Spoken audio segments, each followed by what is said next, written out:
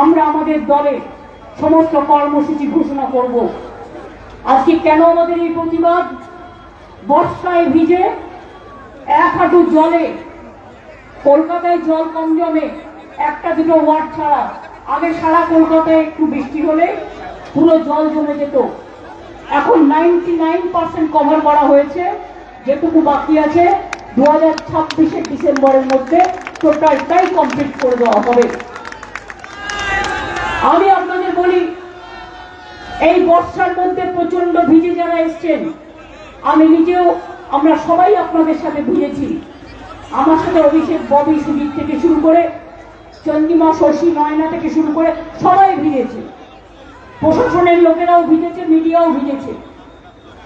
আমি তাদের সকলকে বলবো বাড়ি গিয়ে গরম জলে স্নান করে নেবেন আর একটা অ্যান্টি অ্যালার্জিক খেয়ে নেবেন। তার কারণ আমরা রোদ্রে পুড়ি, আমরা বর্ষায় ভিজি, এটাও প্রকৃতি মায়ের অবদান। এতে চিন্তা করার কোনো কারণ নেই। বর্ষায় ভেজা আমাদের অভ্যাস আছে, রোদ্রে দগ্ধ হওয়া আমাদের অভ্যাস আছে, পাহাড়ে যাওয়া আমাদের অভ্যাস আছে, জঙ্গলে যাওয়া আমাদের অভ্যাস আছে, সাগরে যাওয়া আমাদের অভ্যাস আছে, মামাটি মানুষের কাছে পৌঁছানো আমাদের অভ্যাস আছে। চিরকাল এটা আমরা করি যখনই মানুষ বিপদে পড়েন।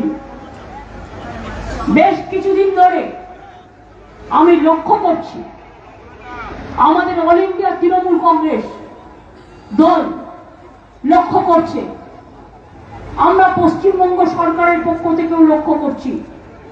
কারণ প্রতিদিন আমার কাছে কমপ্লেন আসে এবং সেই কমপ্লেনটা আমাদের দেখতে হয়।